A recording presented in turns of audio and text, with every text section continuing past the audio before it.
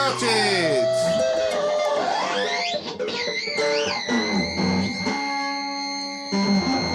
Welcome. Oh, I like that. Yeah, so this is the Mouth of Manliness. If you've not been here before, we have an hour of talking about our feelings and our thoughts and general stuff that's going on in our minds and brains. It's at the moment we are quite far ahead of episodes, but we dropped our third episode the week just passed. So yeah, we're 3 weeks in. Yeah. We've had quite a phenomenal response. Mate, it's been crazy. I don't think I will get sick of saying thank you. No, me either. It's like I find myself constantly going, thank you, thank you, thank you, thanks a lot. But it's because there's so many people just reaching out and just saying lovely, lovely things. But they're saying thank you for being honest, I think, is the main thing. Yeah. So like the last one, for those, hopefully you heard episode 3, it was a pretty heartfelt one where we kind of talked mostly with Brad really.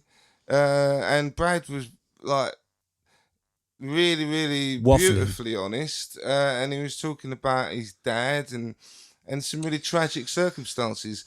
And I think there's beauty in honesty, and I think people seem to really it warms their hearts and they can connect with that honesty. And I think very much that's kind of what we're about. So if you've not heard us before, we are really about being honest. That's all it's about here. There's no other agenda. No, there really isn't. We haven't given any thought about, what we're going to say or do or anything else. It's just openness, open-heartedness, and just sort of seeing, what's going on and what comes out, really. Yeah. And I think the one thing that really struck me is recently we've had some amazing responses on social media, and we've had a few particularly lovely ones from women, and they've felt particularly kind of touched by Brad's story, and it made me feel the need to kind of reiterate, if I haven't said it already, that although there is manliness in the title, the link is also the mouth of madness and the craziness that goes on in our brains. So I think that applies to absolutely everyone. Man, woman, trans, it doesn't matter. And I feel really strongly that we're about inclusion. We're about everyone and talking to everyone and hearing from everyone. And it's not just about men. The manliness element of it is that there's two men talking. But, I don't really like to associate myself strongly with being a man, particularly. No. As I've got older, I'm more comfortable with that.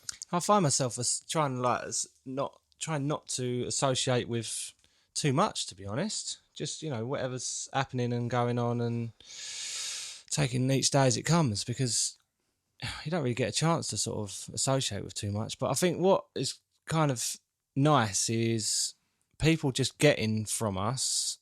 Like, people don't always have to ask questions or necessarily have a particular thing that they have in their mind, an agenda.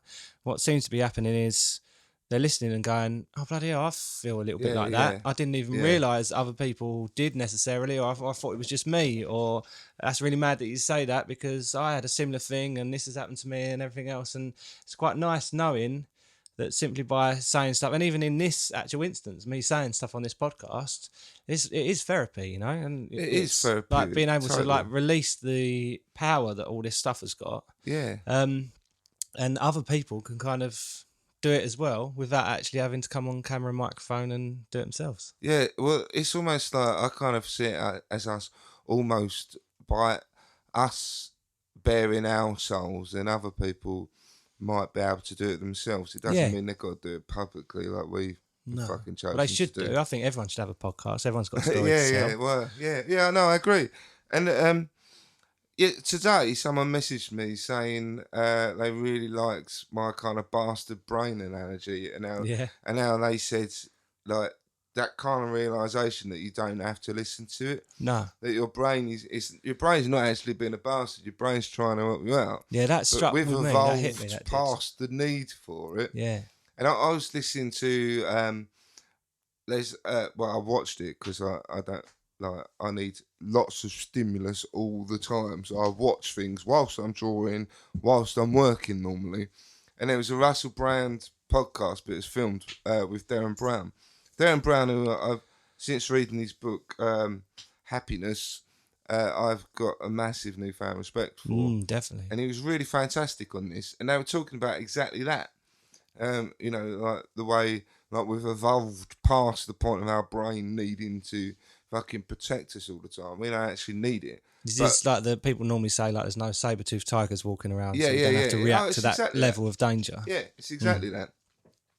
But I'll tell you, so I've had a few blips recently when I felt like, since doing the podcast, I felt really well, and I haven't felt massively down. And that's because I've got something to get excited about, and it feels good, and I'm getting lots of feedback. Yeah. All those things feed my ego and make me feel better. Yeah. And then I had a right dip at the weekend just gone, and I was at a really low ebb. And suicidal thoughts come back. I'm thinking, oh, shall I put a fag out on my arm? You know, Wow. just all of those things. Like, you say, wow, but to me, that's like I'm used to that all the time. Yeah. So this was, but I haven't had it for a while. I probably haven't had it for about a month. And I'm like, what the fuck's going on? And then it kind of dawned on me that the main reason I was unhappy is because I felt some of my friends, they weren't sharing our stuff on Facebook and Instagram and that kind of thing. Which, you know, on the face of it, I think, well, why wouldn't they? But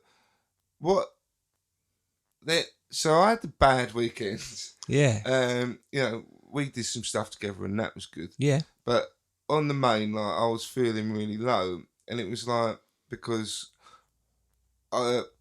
it occurred to me, I have psychotherapy on Monday mornings, right? Yeah. In a group, I've probably said before. And like, the session starts with have I said this before? No, I don't think so.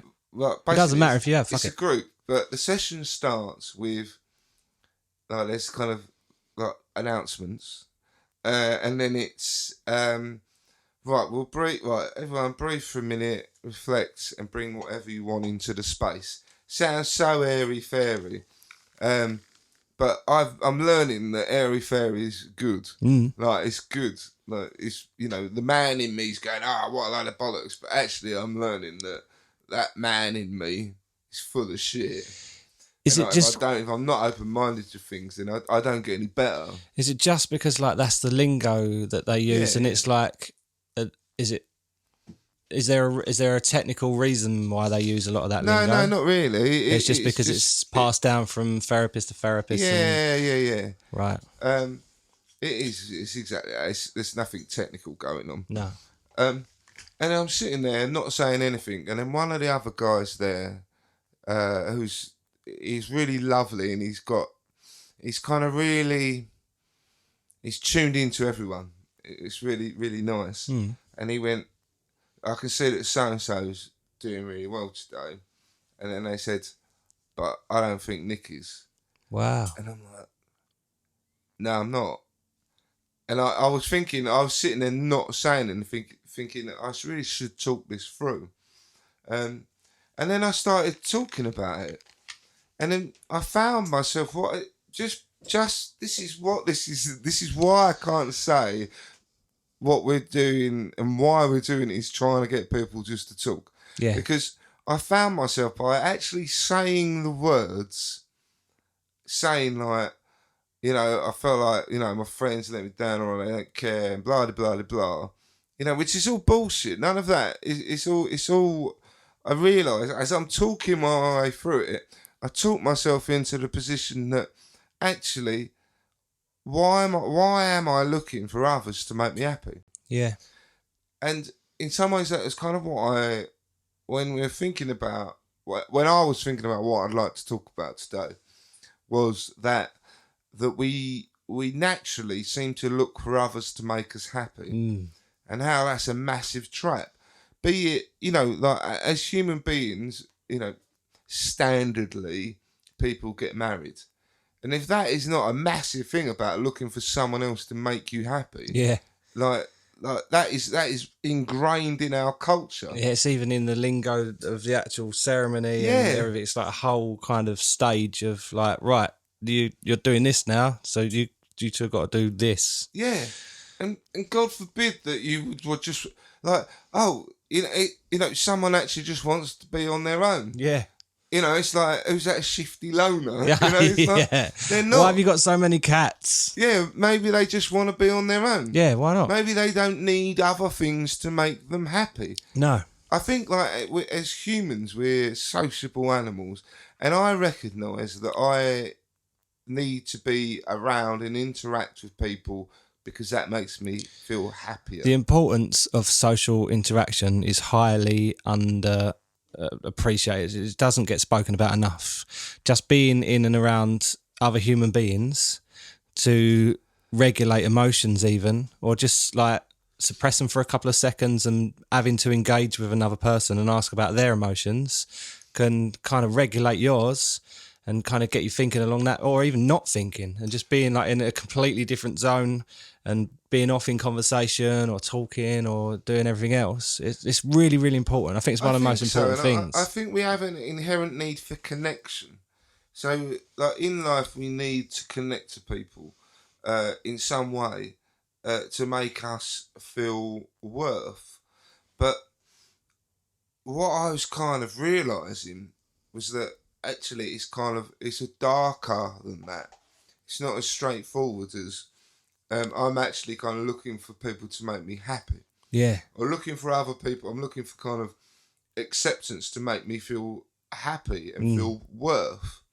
And that's different from you feeling like connected or communion in some way. Yeah, I understand. So it's that kind of, there is a difference in there, I Yeah. think.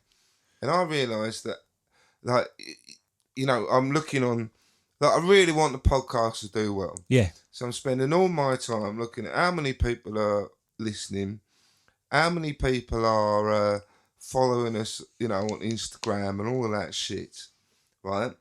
And I say that shit as in, I say that in the nicest possible way because I think there's some great things about it. Oh, totally. And I've connected with people I haven't spoken to for a lifetime, and all the lovely things we've had back on messages. However, when that shifts and you're like, that becomes, too important, and then you're like, then if your happiness depends on it, then that's something going wrong. It's just out of balance, I guess. Like the shift is kind of shifted too far the wrong way. Like there's nothing wrong with feeling that and wanting that. I think we're kind of in a culture even more so now with people kind of seeing that it's feasible to earn a living just from being on Instagram. I think that shit might have sailed kind of thing, but you get people going on and working out and selling bloody deodorant and stuff like that. Yeah, there is that, and that's fine. And I really don't want to come from a position of like, that's wrong, because I really don't feel that. It was just that kind of realisation in myself that I'm looking for others to make me happy. Yeah. And that is always going to be wrong. Looking out, basically that kind of idea that you're looking externally for things to make you happy. Yeah. That is why... if you look at the 12 steps, most addiction and that is that you're looking for something externally of you to make you happy. Mm-hmm. And this kind of comes back to that kind of spiritual idea that actually is all within you. Yep. And I believe that. Yeah. And I believe that because I feel like I've tested everything else. Yeah. I don't say it like, as in, just as a throwaway comment. Like, I kind of say it as in, like, I feel that is it, and it's about saying and trying to be a bit more present and comfortable than having to worry about outside. And you sent me that thing about saying, I know it was like it was that what was his name? The thing you sent me. Oh, Gary Vaynerchuk. I think the American guy's like a business coach. I just see he's cropping up more and more on Instagram on my feed. I guess because I probably I've follow watched him. him before on Facebook, and I Yeah. like him. But essentially, he was saying to like this young girl that what's important is you being you. Mm-hmm. Oh yeah, because it doesn't matter how many followers you've got. That's it. That she was a rapper, wasn't matter. she? Yeah. The importance is it's about being authentic and genuine to yourself. Yeah. And then so then I was going through this in like psychotherapy, and then I just totally talked myself round to the point I walked away thinking I'm all right. I'm doing all right. Amazing. Because then I think like when we come here, I'm being genuine. I'm being authentic. Yeah. And I think, and by being authentic in front of a lot of people, makes me feel like I'm being even more authentic. Yeah, totally. So that, like, someone I don't know knows me inside out. Yeah. It's like there's no barrier between me and the real me. No. Kind of thing. Yeah, it's an odd one because would you find it easy to open up this much like to someone on the bus or something like that? Not necessarily, but I would, and I more so than like friends and family. I've opened up massively to people I don't know particularly. If the situation, so if someone it presents to if someone I don't know that well, but say you came over with a mate and they seemed a bit sad, and I felt by me opening up might make them feel better, I'd fucking tell them my life. Yeah, cool. I wouldn't even think about it. No. And I've just got into that point, really. Yeah, there's a thing that's like people normally come into a conversation with their scripts, don't they, and stuff that I've realised, especially in like previous episodes of stuff that I've said, I think, oh, why am I actually saying that? It's because that's a knee-jerk response to what I'm actually kind of saying. But to actually be here in this situation now, and literally I don't know what I'm going to say next or now or even now, that is honest, right? Yeah, cool. It's like the purest form of communication. Yeah, and that's why I love this, because this is all about honesty. And I think what happens is that you're so busy kind of fighting your brain and you're fighting everything on a daily basis that it's really hard to be honest. And actually being honest, not necessarily to everyone else, but just being honest to yourself, really helps. Yeah, it really helps you get your head in line. And like, when you're just being honest, like, oh, I'm upset about that. And it was like with what I was talking about, I'm upset because I feel like my friends don't care. And that makes me feel insecure. Yeah. It just came down to actually, that makes me feel insecure. Did you feel like it's bringing a lot of like past feelings, maybe from school and family and stuff like that? And are any of those friends from like school or from that dynamic of like maybe band stuff or whatever? Oh yeah, of course. Like it's like yeah, of course. But and then so lots of things come into play. So you start telling yourself, it's like that your bastard brain going, well, you've been friends for so long, why wouldn't they do it? They must hate you. Yeah. And you're like, no, that's not true. No. Actually, they're just busy. They're doing they're getting by themselves. Yeah. Like we're all getting by. Yeah. So I shouldn't be throwing my emotions that way. No. Because actually, really, that's not helpful. No. And that makes me feel bad. Yeah, what I've done in the past is I've actually reacted to that emotion and messaged and said, oh, you haven't done such and such or this. Nowhere near as much as I kind of used to. I probably haven't done it like that for maybe like 5 or 10 years or whatever. But to mutual friends of ours, I've had times when I've been like, no, I'm actually going to message and raise it. And 9 times out of 10, I know it's easy to say, but they normally go, oh, no, sorry, like I've just been really busy. Like, oh, I'm gutted you're upset, and like on the front foot of it all kind of thing. It's like, I'm really sorry, I didn't realise. Yeah, and people genuinely are busy. And I think, didn't it turn out that people did sort of get back in touch and this is another thing. Yeah, so I was saying that, and I said to Brad, I feel really gutted that like my friends aren't like sharing the podcast on Facebook. And then someone got back to me. My good friend John shared something yesterday, and it was like, and Brad was saying rather insightfully, is that once I'd let go of that kind of negative thoughts, that was it. Yeah. Once I started being let go of it and being a bit more positive, then positive stuff happened. Yeah. And I found since doing the podcast, like we've been, like it's a positive thing we're doing, right? Totally. Yeah. You know, we're not looking for, you know, for pats on the back and that, but We are a bit. well, we are a bit, yeah, because we still are. We still have egos, Yeah. but essentially we are. You know, we're trying to do a good thing at the same time. Yeah. So it's a positive thing, and positive things have happened as a result, like us being on here, Boston. Yeah.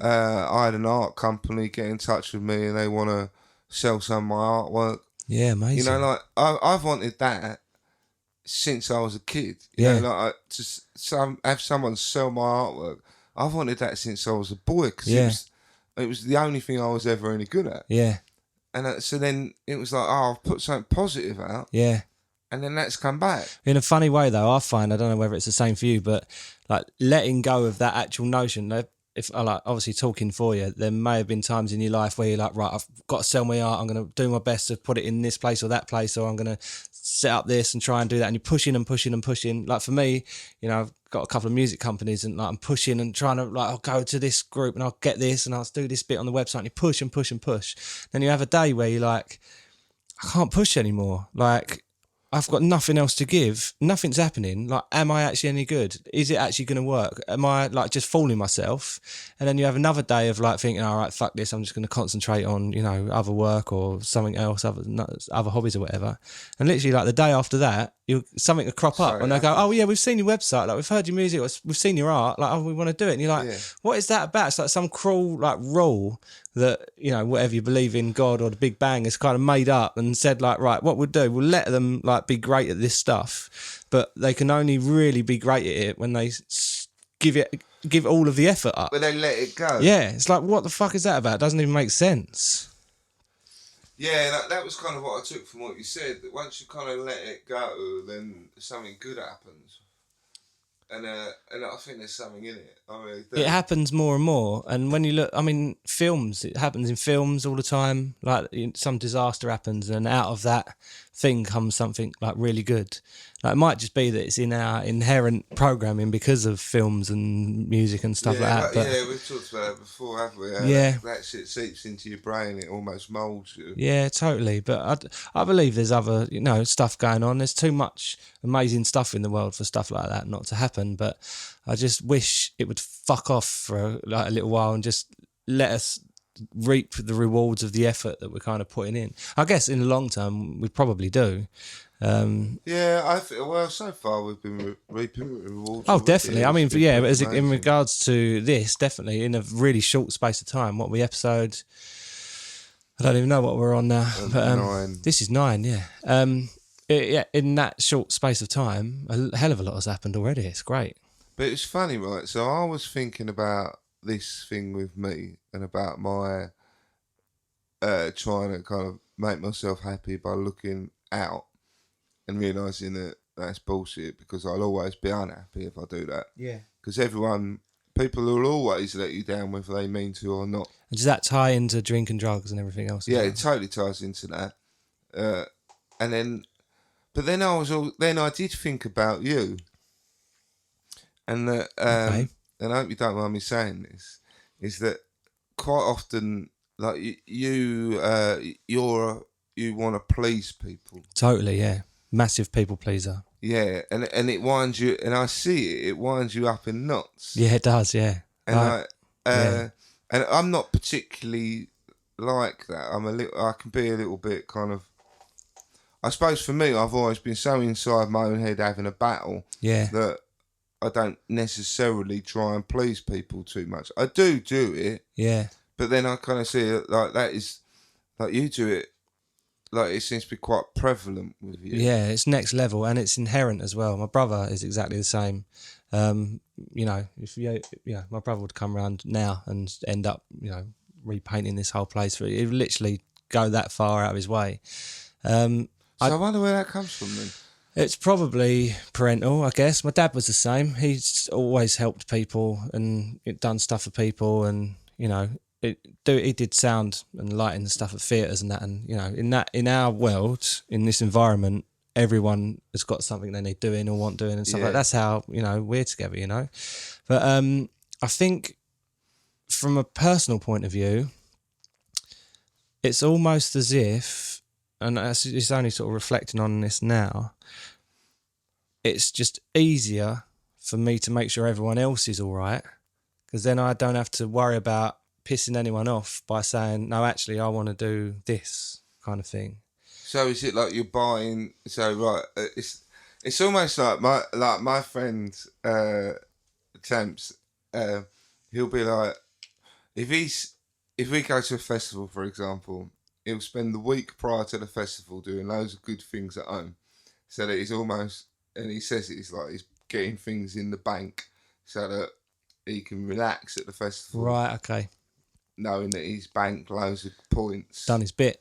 Yeah. Kind of thing. And like, yeah, I don't feel the need to do that because I feel like I do enough anyway. Yeah. But I read something many, many years ago, and it made me think of my friend Amy, who's always desperately trying to please everyone all the time. And I told her about it, and it struck a chord with her, but she didn't. It's not very nice about the kind of the people pleasing. Yeah. Is that from your point of view, you're like, I'm being really lovely. I'm really nice, but actually, it's quite selfish. Okay. In actuality, you're pleasing yourself.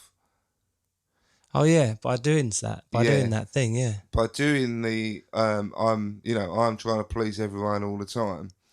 It's kind of it's self. It gives you a grand notion of being like I'm really good. I'm helping everyone. Yeah. But at the same time, you're like, so you're feeding your ego, or as like Freud would say, the id, but then also it's actually quite selfish what you're doing because you're not really doing it for necessarily the right reasons. No.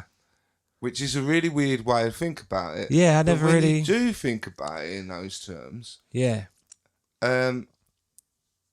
It can create a shift.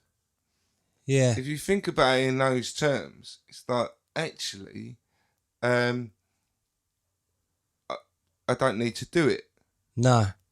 I don't really need to do it because I see you tie yourself up in knots trying to help everyone. Like the other day, you were doing like CCTV and like you're desperately trying to be good and do the right thing by people. Yeah. And I'm sitting back thinking, not thinking that actually he's being selfish. I don't actually necessarily totally agree with it. Yeah, it's really hard. I do think there's something in it. Yeah. In that kind of idea that it isn't actually totally selfless. No, I think. Yeah, I mean, with the obvious elements of wanting to keep friends and keep people liking me.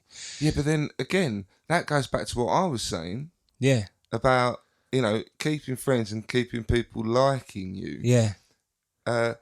What does that really serve? Like, actually, what you're saying, actually, it's kind of like saying, well, I'm insecure because they won't like me for me. Yeah, totally. You know what I mean? I think from my personal point of view, I don't know. I've got no sort of sense of self-identity because I do so many different things and everything else, and I'm sort of all over the place. I don't think I can. I don't think I can impose myself on anyone else because I don't really know who I am because I'm so busy trying to be the person that they want me to be, kind of thing. Yeah, this has really got me. This has. No, that's what I'm saying. Yeah. That's what I'm saying. It's very.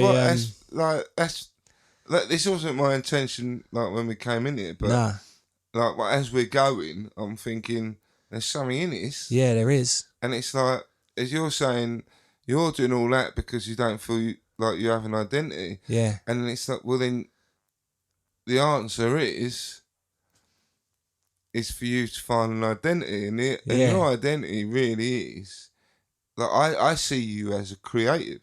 See, like much like I kind of over the last few years kind of honed myself in. So I'm a creative, Yeah. and that's what I do. I think because That's it's who I so am. loaded, like, I want to be able to say that, but it feels like the second I do say that, like, I'm going to have to, I don't know, it's just, I think on a brass tacks side of things, it kind of comes down to money and everything else, and like making a living out of being creative. It just seems like such an impossible reality almost. But then I've done it, you know, like this year and last year, bits have started happening and it's sort of coming to fruition. Totally, yeah. And in like I've been so lucky. I've done some amazing stuff in the past and been involved in some incredible things. And I remember having those moments pop up and thinking like fuck, I've cracked it. You know, I've done it. Like I can get a house and a car and everything else and all the things that are supposed to come with fame and fortune and everything else. But in a weird kind of way, being set up to think like that and then it not happening has been a kind of That's happened to me. yeah. It's a kind of Throws you, knocks you right off. it does, but it's a good thing that it does because part of the journey I think is realizing that I don't actually want any of that stuff. What I want is to be financially secure and my kids and my wife to be great and have whatever they want. What I actually want is a Volkswagen camper van to drive around the world in and to be earning some sort of passive income so I can go and do that and like play guitar and do something you like doing. Yeah, exactly. Making music. Yeah. That's what it is. So I was thinking just generally in terms of like the idea of kind of pleasing others. Yeah. Is it's very different from saying just trying to make, trying to be nice. Yeah. Being nice and trying to not be a wanker. Yeah. Like it's that's funny. one thing. So I kind of think just try and be nice and not be a wanker. Like I think that's like in you anyway. Yeah, I think so. I couldn't really like bring myself to be an arsehole to anyone, but I've been told on 3 separate occasions by people that I've been in bands with, actually, funny enough, that I'm not selfish enough. So things will come up. Like, luckily, we've got this locked in. This is agreed. Like, every couple of weeks we're going to meet up, and this is totally cool. But things would come up, gigs would come up, or opportunities to go and, take photographs or videos or stuff like that. And there's a whole sort of process I go through of not wanting to worry my wife or my family and not want to sort of say... sometimes I wouldn't even want to say anything just in case I get a bad reaction and I'll say, oh, no, I'm busy, and I'll kind of turn it down. You don't want to upset anyone. Yeah, but... And I remember now, and I remember the people that have said it. Now it kind of makes sense. Like, that's what they were saying. Like, I need to be a little bit more selfish and say, no, I'm going to go on tour, or I'm going to go and do this or everything else. But the mere thought of having to do that and have that conversation, I don't think I can do it. And I think that something's just hit me. It's because, I don't know whether I said, my dad worked away. He used to work he worked in Africa, and that's why my mum and dad split up.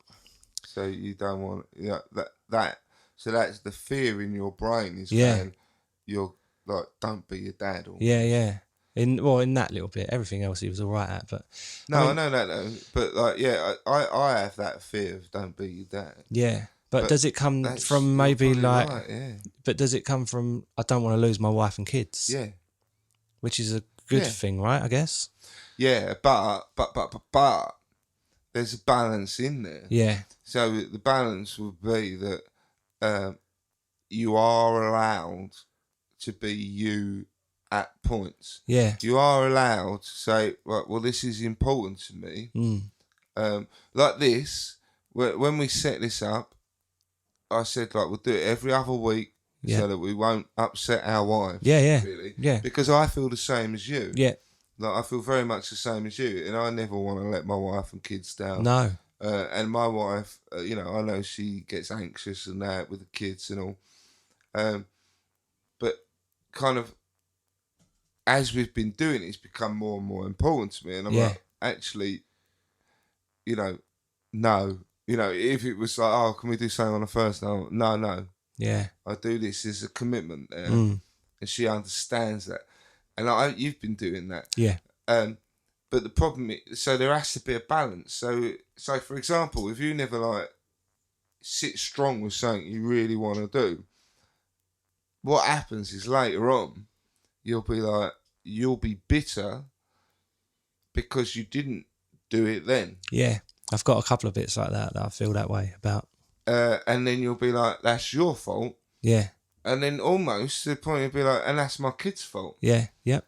And those kind of, you're better off to have the small battle at the time. Yeah.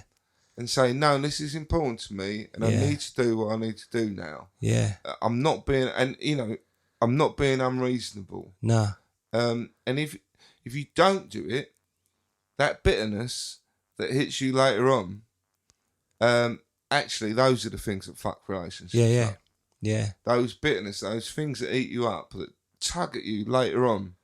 When the kids are a bit older and you've got the space, and you're like, I can't fucking look at you. Yeah. Because all that bitterness comes back. Yeah. And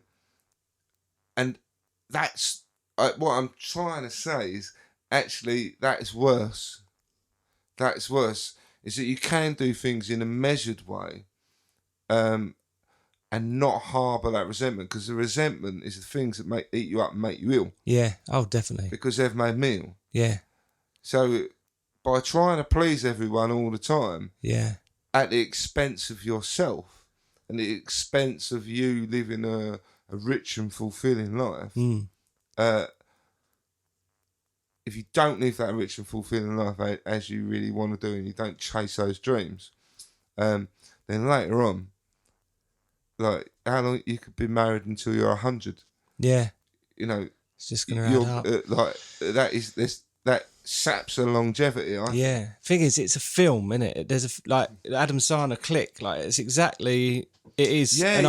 And I think about that film a lot, and I think to myself, no, this is different because I'm nice and I do this, I do that, I do this, I do all of these things, and I'm not selfishly like going out all hours and working on this particular thing. I'm making it fit in where possible, and if it takes longer, it takes longer. But I think the thing is, though, at the moment, I give you a pass, Brad Action. Yeah. I give you a pass because you've got a baby. Yeah. And I think circumstances dictate a lot of what you're doing. Oh, totally, yeah. So if you've got a baby, then it's all hands on deck. Yeah. I used to be a chef, and it's weird because I learned a lot when I was a chef. When it's lunchtime and it's busy, it's all hands on deck, and, of course. and all your planning and all your prep and everything goes out the window because you've got to be doing it there and then. Yeah. But afterwards, that's when you can do the bits you need to do to satisfy yourself. Yeah. And I've just learned. I think now is that from doing the podcast, I've realised that I need to satisfy an element in me. If I don't, I'm really depressed. Yeah. So I've got a really long fuse. I'm really patient. I've really scarcely patient. got a fuse. Yeah. And I think that is detrimental as well. Yeah, because I think so. no, don't worry, I won't do it this week. I'll do it next week, or I do it the week after, and I do it the week after. Sometimes it's helpful to And I've done that since I was a kid, and it's just been the same thing. Like, I've been in other bands, boy bands, and the music stuff and the video stuff and all that. It's like, all right, don't worry, it's not going to work out this time. I'll do it next time or another time. But the thing is, like, none of us really know how much time we've got on this planet. I could walk out of here and get hit by a bus or whatever, and then that's it. And if we do really get an opportunity to kind of look back on life, and am I going to be thinking, oh shit, fuck, I should have just done that thing. Yeah, so it would have made and it it's worked nice out right. when later on it, like, you see it didn't come to anything, and it's like, lovely, lovely, I was right. Yeah, it's a mad feeling. But then there's that other feeling, and there's always that fucking bit in the back of your brain going, well, if I'd have done that, then maybe it'd have happened. Yeah, mine is if I hadn't have said this or I haven't have said that, which at the time was stuff that I feel like was right to say. But then I start going, oh, fucking, I did say that thing. Oh, maybe I shouldn't have said that thing. That's why I'm not in that band anymore. Or I'm not doing this anymore, kind of thing. Yeah, but that's because I think you're naturally that way. And also, so I can't... It's easier to blame yourself. Yeah, and to blame others. And I can't always say what I want to say in the moment of that conversation because I'm worried about pissing the other person off. Yeah. So that's why when I go home and go, you fucking idiot, you don't actually feel like this, you feel like that. And you should have said this, that, and that. It's never that detailed, but there's always like one or two things that I think, But you oh, know I wish I'd what? said that. I kind of think, like, through us doing this and talking to all these lovely people, if there's one thing that we get from it, is that you say what you think a bit more. Yeah. You stop trying to please everyone. Don't, because all of a sudden I might be bloody right. No, but you don't Well, have I've to got be this a to say and wanker that's about that. No, it, that's though. the trouble. That's the The thing. problem is that what I'm saying is that you don't have to be a wanker. No, and I think in my don't have to be. experience, people that are like that are wankers. Yeah, but no, there's a different way. Like, I stand up for myself, but Yeah. I don't think... No, you do it in a nice way. I don't come across like a wanker. No. I say, hold on, man. I must admit, I'm not you're a good liking case in that. point, because even like, it's like, even when I got my tattoos done, and I was like, oh yeah, I'm thinking about this, that, and that, and you were like, no, because you look like a cunt. And I was like, oh yeah, I suppose I will. All right, fair enough. And it literally, it come and went in that kind of, that moment. And it was Yeah, like, well, oh right, well. yeah. And it's like, I was like, fucking hell, that's brutally honest. And I love it. Like, it's great. Well, that's what I mean. Yeah. So you don't have to be a wanker about it. Not brutally because- honest, it's just honest. No, but if you're being honest and from the heart, Yeah. that's totally different from just trying to manipulate. 'cause Yeah. That's the difference. If you're trying to manipulate someone, Yeah. then you are being a wanker. Yeah. I think it's because, like I say, I don't know the honesty or the from the heart bit. I don't really know what I want or what I think. I suppose because I'm so affected by outside things, you know, Yeah. which makes sense, I guess. But that's not helpful, is it? No, Because it don't make you feel any better. no. This is kind of thing. The reason I say all this, I've been learning this about myself probably only over the last year. Yeah, Is that like none of that actually makes you feel any better. Actually, it makes you feel ill. yeah, You know, like we were talking about, like one of my friends.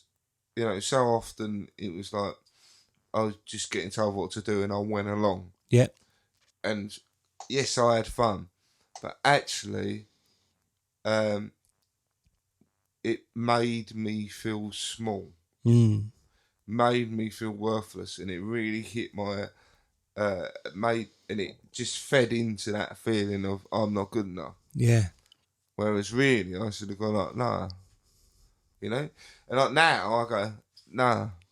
yeah, And I find, and the good thing is, like, what I liked about having kids, you go, nah, I've got kids. And then when that wore off, my wife got cancer. It's like, my wife's got cancer. ultimate excuse. Yeah. and then it's just kind of like now I just, like there was a point, like I had a meltdown last year, and it pretty much started last year. I was looking on Facebook, and I had a year ago yesterday, Jeremy Corbyn knocked on the door, and I had a photo with him. Your door? Yeah, yeah. Wow, really? Yeah, and I like Jeremy Corbyn because he's a man about feelings, and like no matter what you say, like he seems to be pretty like honest, and I'm not really into politics. Yeah, but I don't know enough to from comment. my point But of view, he seems like a pretty honest, kind of upfront yeah, kind of guy. it's and I think important that about attributes people. for a politician, really. To be Yeah. honest, yeah. Anyway, yeah. So it reminded me that was when I went off of work for like 6 months, and yeah, and a lot of it was me just learning to kind of stand. And one of the main reasons I went off because I didn't stand up for myself at work. Right. It really was. It was like someone's taking the piss out of me, and I didn't go, "Oi, hold on, I don't appreciate that." No. You know, and it's not like going, "Oh, you're a fucking what? Oh, you fucking, Yeah. I'm gonna have a fucking fight. I'm so fucking angry." Yeah. It's like I don't appreciate that. No. You know, and that's all right. What's wrong with that? I disagree with what you're saying. Yeah. Yeah. Actually, what you're saying is making me feel really bad. Yeah. You know, and I just think if I'd have said it, and what happened was I was saying kept saying it over to myself, and then I was like, I got to a point when I'm like, I've got to say it, and then my boss came over, and I said it. Wow. I just said it. I said, you know, you're not the whole reason, but you're the current reason why I'm in a fucking mess. Wow. And it was the whole thing about there's another man telling me what to do, making me feel small, making me feel useless. And I said that. And I said, you've made me fucking ill. Like you said this, you did that, all these things you did. And he went, yeah, I'm really sorry about that. I didn't really think about that. Amazing. He said, yeah, I've been thinking about it and I didn't realise. And I'm really sorry about that. And I give him respect for that. That's incredible. And from someone who's not really that way inclined, Yeah. when I actually fronted it out and said, this is how you made me feel, he said, yeah, I can see that and I'm sorry. I suppose it's overcoming that fear of thinking that they might not be that particular person that's going to give you the answer that you want But back. even if they don't, Brad, even if they don't, Yeah. like, how much worse can you make it? How much at that point? How much worse could I have made it by saying, I think I didn't appreciate the way you treated me? Yeah. Is what I was saying. Yeah. How much worse could it have been? No. I'd have still gone back to work. It might have been awkward, but it wouldn't have been any worse than what was going on in my brain. Yeah. I had to take 6 months off of work. Jeez. I don't take 6 months off work, you know. Like, I fucking do my job. Yeah.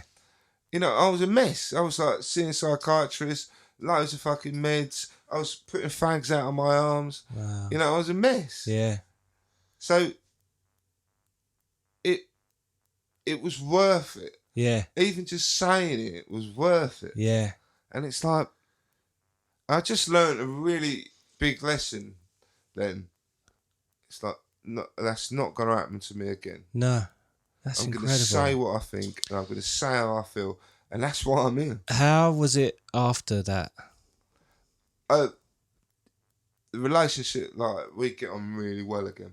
Brilliant. Like, it's totally different. Yeah. Totally different. And he even said to me, he went on something like a similar kind of course to like overcome something. And he went, you know, I remembered what you said to me when I came around your house that day, that when you do like that, you know, I was trying to say, like, I'm not sitting on this. You know, I know I've been ill, but I'm not sitting on it. I want to get better. I want to come back to work. And I want you to know that I'm not being lazy, that I'm going to therapy. And I said, and when I go to therapy, I fucking go in there with an open mind because I want to be better. And I fucking will be better.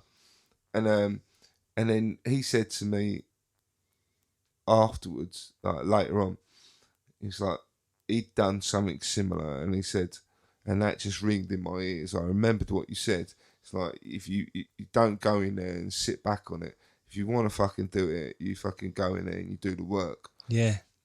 And like, for me, that was a massive, like that made me feel great because I thought, you know, he's really, like, what a difference. Yeah, open to it. Like, and it almost felt like I was talking to my dad. It was really weird. But it was like, you know.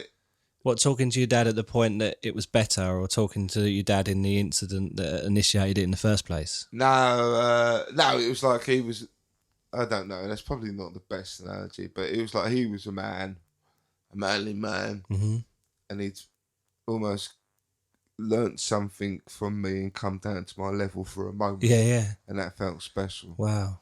It was like, yeah. And I didn't feel frail. No. You know, like, I didn't feel frail then. I felt strong for a change. Wow. That don't happen very often. No. But empowered. Yeah. That's really cool, mate. That's really, really cool. So why am I saying all this Bradley action? Well, I want you to feel more empowered is why.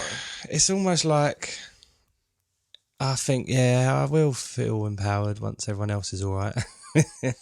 But I think, like, as I say, like, at the moment, you've got your hands full and you've got to do totally. You do whatever it takes. Yeah, I mean... And I don't think I don't think you need to feel guilty about it, everything. No. It's... Yeah, it's kind of a juggling act, I guess. And like I said in the beginning, like, everyone's got a priority list in front of their face, I believe, and everyone's on it. It's just the getting to the point where I can sort of clear that list and get round to seeing everyone. I know I add to it. I'll take No. a message you go. No, but the thing is, like, this is the element that I want to work the most. Obviously, my family, for them to be all right, and then I want this bit to work, because if this does what I believe it can do, as in the podcast, a lot of that other stuff will sort itself out, I believe. It may well throw up a whole other host of problems that we don't even know about, but as long as me and you are all right, I think we'll be all right. I just guess I just really like you. Oh, I do. I really like you, and I feel really lucky to be kind of sitting here with you. Oh, that's amazing. I do. Mate. I genuinely do. I do.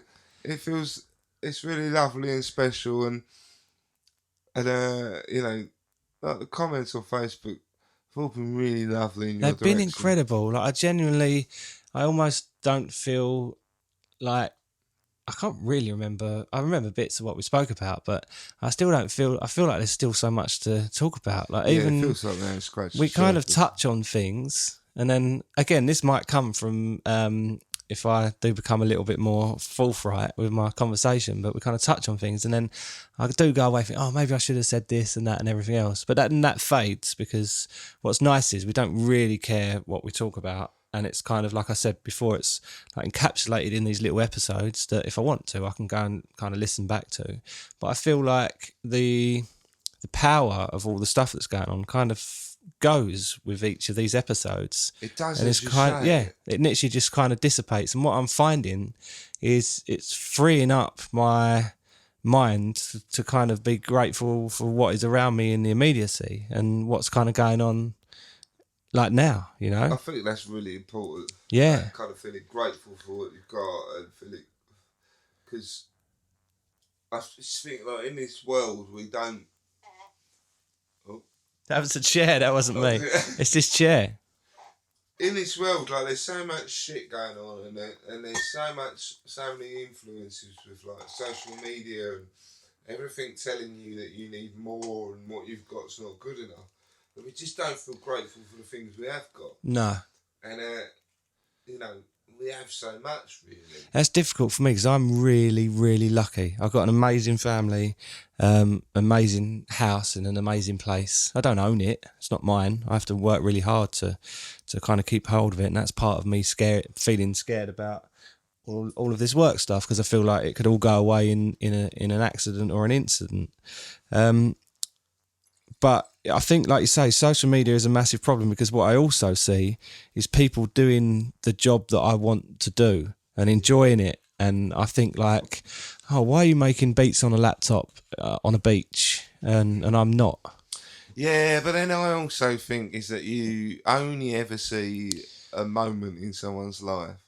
So I could post pictures of me on a beach with a guitar, looking like I'm living an idyllic life. That's true. But actually, inside, I'm in constant turmoil. Could have just been kicked out, and that's all you've got to your name. Yeah. No clothes on, just on the beach, a wanderer. Exactly. So that actually sounds like not bad to me, though. If it was warm, there has been points in my life when I've totally thought I would really quite like to hand myself over to alcohol completely, and just hand myself over to it, and just go and have no responsibilities, just turn my back on everything, drink myself to death, like Leaving Las Vegas. Have you seen that? No. Nicolas Cage. I was just about to say Nick Cage film. I remember it being around, yeah. And he drinks, with the intention of drinking himself to death. I think I have seen that, yeah. And he falls in love. It's a really beautiful film. It's really lovely. And like, that is totally in me.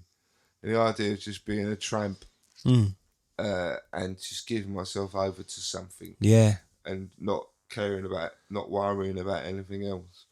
But I realised that, that's bullshit. Well, it comes with its own problems, doesn't it? Like, yeah, it does. Getting cold. Yeah, getting cold. But you don't care. If you're a heroin addict on the streets, all that matters is your fix. Yeah. And there's something quite. There's something quite.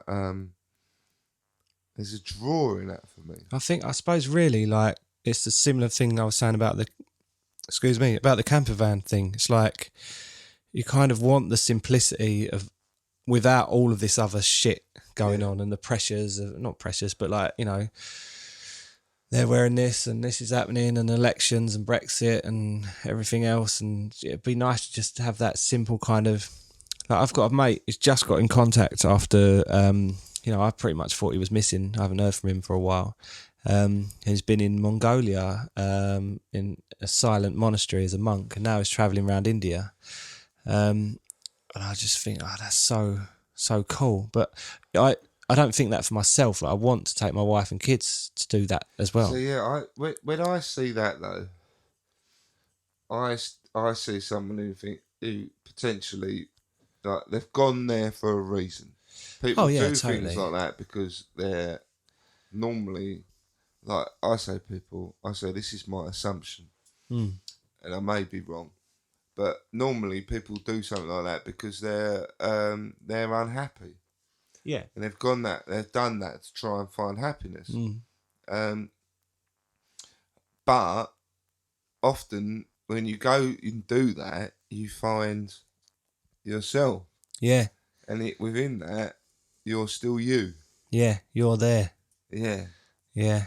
So, like, you know, you might go, right, I'm going to go travelling for a year. This is why I never went travelling. Right. Because I always felt that I could go to India or whatever and I would still be me. Yeah. And I would still fucking hate myself. And I would still, you know, I would still be carrying my brain with me. So I suppose think because all the things that have happened to you have still happened to you. They don't go away. Yeah, but you know, as I've been going on my own journey, thinking, maybe I'm wrong. Maybe I'm wrong.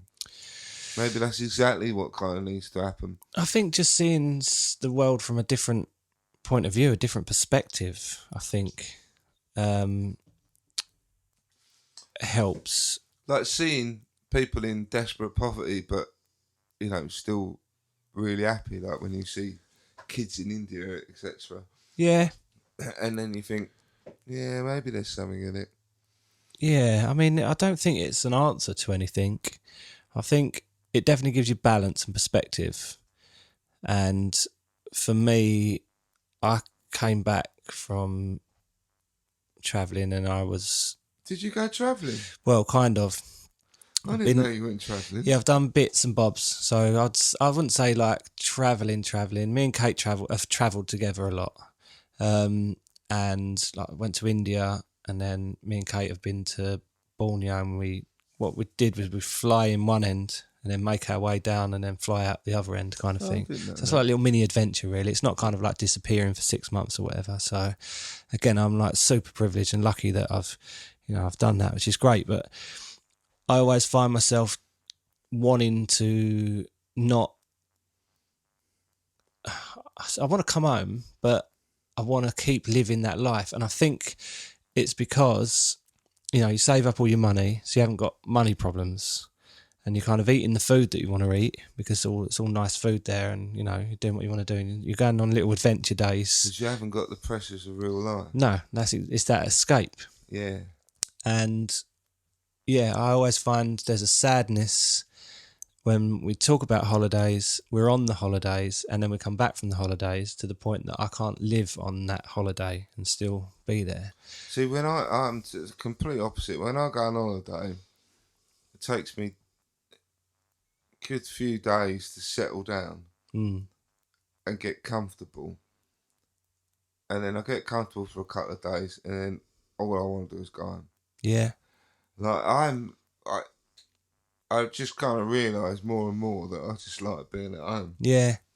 Like where I know everything. And it's because like my bastard brain is going, what about this? What about that? What about this? Oh, right. You know, and I'll be like, oh, well, don't relax too much, mate. Cause what, on a practical level, like malaria and terrorists and stuff like that? No. Just on a level of my brain's going, don't relax too much. You're going home. Is that our alarm? That's our hour. Ah. Well, it's been really amazing. I can't believe the stuff that we've spoken about. It did get a little bit heavy. Yeah, really heavy, I thought. Thanks for listening, everyone.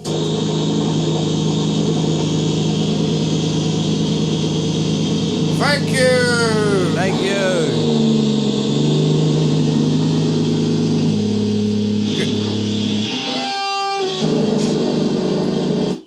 I want to say good night, everyone. Good night, everybody. Yeah, Thanks for listening. See you later, everyone. That's See our ya. hour. We'll see you next time. Top work. Take care. Bye. Bye.